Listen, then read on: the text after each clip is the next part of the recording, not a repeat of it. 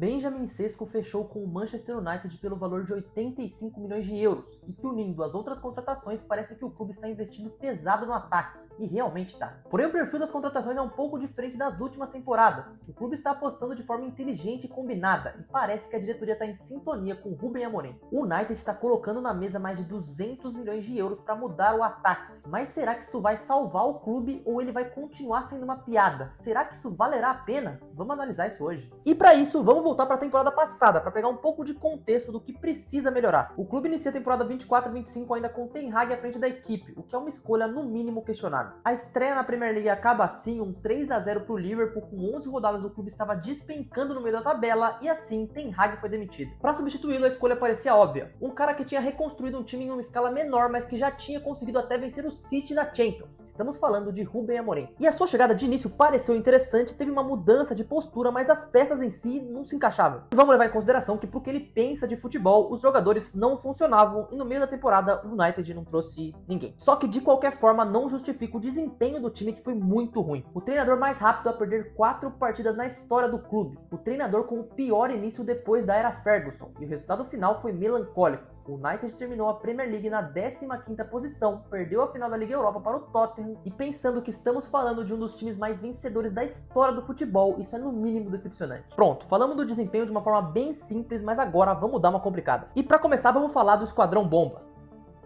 A lista inicial inclui a Rashford, Garnacho, Sancho, Antony e Malacia, todos que podiam ser negociados. O problema está justamente nos valores. Todos esses caras têm contrato muito bons e é muito difícil de negociar eles por valores menores que isso. Só que agora o Rashford já foi, e o Ruben Amorim chegou até a banir esses jogadores de treinar junto com o grupo. Absurdo. Um esquadrão de jogadores extremamente caros que não fazem parte dos planos treino em horário separado e verdadeiramente uma bomba. Todos muito jovens, o que justifica o United estar tão mal assim. E vamos deixar claro, pro investimento que foi feito, os números fizeram falta. E eu vou chegar lá, mas antes disso vamos passar pelos grandes investimentos do United nas últimas 2 janelas grandes, vai. A começar pela janela de 23-24, a grande contratação foi o atacante Højlund.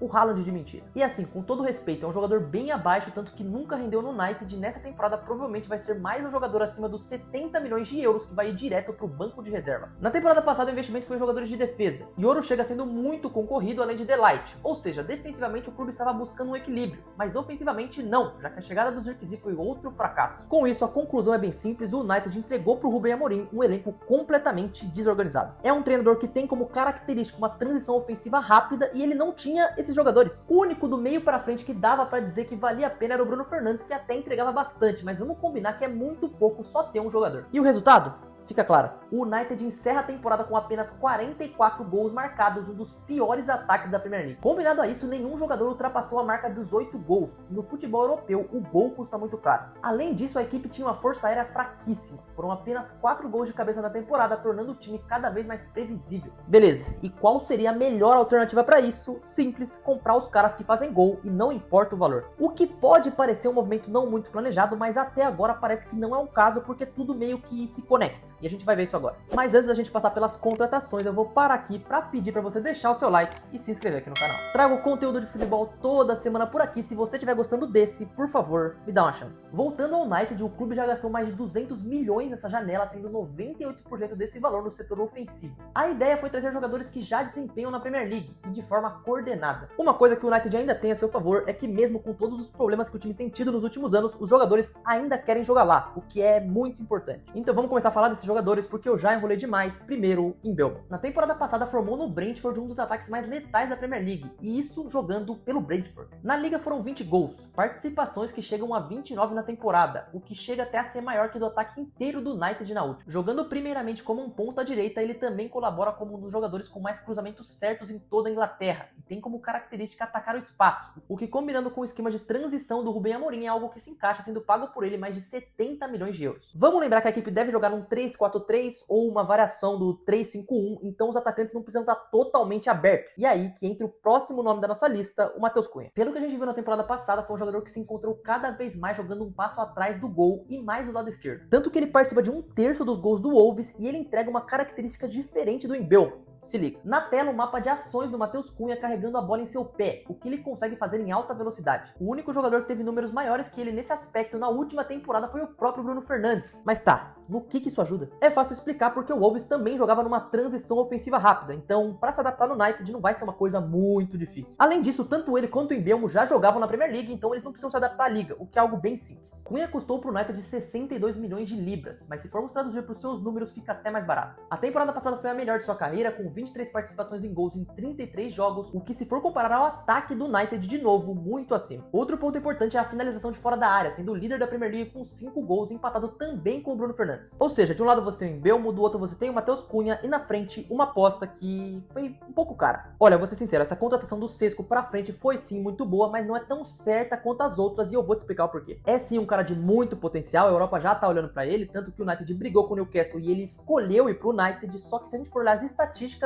ainda não é um jogador totalmente pronto. Na temporada passada, 21 gols em 45 jogos, o que olhando friamente pro que o United precisa são sim números muito bons, mas ele ainda tem as suas deficiências. É sim aos 22 anos um centroavante forte fisicamente, que sabe vir buscar a bola e trabalhar o jogo com um chute muito potente, mas ainda precisa evoluir nisso. E isso é simples porque pensando em Premier League a gente tem comparações boas e comparações que são ruins. Ele pode muito evoluir para ser um centroavante de nível de 40 gols por temporada, como é o Haaland, ou ele pode evoluir e ser um Højlund. Não dá pra dizer muito ainda. Eu digo isso justamente pela taxa de conversão que ele tem em gols, e isso a gente precisa analisar. Atacantes como Haaland ou Gyökeres normalmente convertem a maioria das oportunidades que tem, e nisso às vezes Sesco encontra problemas. Na tela o mapa de chutes no gol do Sesco na última temporada, sendo círculos os gols que ele perdeu. Podemos ver que ele tem algumas boas finalizações acima dos 25 metros, mas também tem muitas chances perdidas próximas ao gol, o que levando em conta a cobrança em Manchester vai ser algo que ele precisa evoluir. Ok, falei sobre o ponto negativo, mas é óbvio que um cara que custou 85 milhões de euros tem seus pontos positivos, e a gente vai passar por eles agora. A gente já viu que ele tem capacidade de finalizar de fora da área, tem um chute muito potente, mas no jogo aéreo ele também vai muito bem. Como a gente viu, o United ano passado na Premier League só fez 4 gols de cabeça, o que sinceramente é um número ridículo. Por outro lado, o Sesco é um jogador que vence muitos duelos aéreos durante o jogo, e sendo um jogador de 1,95 m de altura, tem totais condições de ser mortal lá na frente, ainda mais com o Mbeumo e Matheus Cunha municiando ele. É jovem, fez bastante gol na Bundesliga e também tinha muita gente atrás dele, então se ele valer esse investimento, é um cara que vai brilhar na Premier League. E gol foi o que o United buscou comprar, 20 gols do Sesco, 20 gols do Mbeumo e também vários do Matheus Cunha. E assim, você pode até pensar que os três podem bater cabeça lá na frente, mas na minha opinião é uma coisa que não é muito provável de acontecer, principalmente por serem jogadores muito versáteis e pelo esquema do United eles podem se movimentar de formas muito diferentes lá na frente do ataque. Tudo aqui é da temporada passada, mas esse é o mapa de calor do Mbeumo predominantemente jogando do lado direito, mas ele também atua em outras áreas. Sesco por sua vez consegue buscar a bola atrás e aparecer lá na frente com velocidade, enquanto o Matheus Cunha é mais do lado esquerdo, mas também flutua bastante em campo e deve ser a grande mente por trás dos outros dois jogadores. Claro que tudo isso pode dar errado, mas para o que trabalha o Rubem Amorim não me parecem escolhas ruins. Isso é muito importante porque mostra que as ideias deles estão alinhadas com as contratações da diretoria, e tem outro fator importante também, é que todos esses jogadores estão dando um passo à frente na carreira, então o United é a grande chance deles. Um veio do Brentford, então se ele der errado em Manchester, ele vai mostrar que é um jogador de times menores. O Matheus Cunha já rodou muito pela idade que tem, então ele tem que se firmar agora, depois da melhor temporada da carreira dele, para mostrar o nível que ele tem. E por último, o Sesco é um jogador que vem evoluindo e agora tem que se provar em uma liga nova, então ele tem que jogar. Quando você fala esses três nomes individualmente, parece um ataque meio alternativo, mas olhando friamente, é uma coisa que pode funcionar sim, então faz até sentido. Não tô dizendo que vai e nem que o United vai conquistar alguma coisa esse ano, mas a expectativa tem que ser essa. E eu digo isso porque com os resultados do ano passado que foram horríveis, o time só tem a Premier League pra jogar, então o mínimo que a gente espera é que eles compitam. Não acho que briga pelo título, mas tendo semanas cheias de treinamento, é uma equipe que pode buscar talvez um top 4 e ir se reerguendo aos poucos com a temporada seguinte, o que acontecendo pode trazer de novo para esse clube histórico o mínimo de dignidade. Então deixa aqui nos comentários o que você acha desse novo United, se você gosta das contratações ou se você acha que o valor investido é um absurdo, sei lá. Tentei analisar cada uma das contratações de uma forma mais fria, mas é óbvio que tem outras e também não é 100% certo que vai dar certo, e tudo pode acontecer. Também pode ser que demore um pouco para encaixar e para engrenar, então lá pela 15ª rodada a gente pode ver o que aconteceu e se valeu a pena. Por isso, peço para você deixar o seu like e se inscrever aqui no canal, por favor, para que eu possa continuar crescendo. E também, se você quiser continuar comigo, é só clicar na tela que a gente vai se ver em alguns segundos. Mas se não, eu me despeço.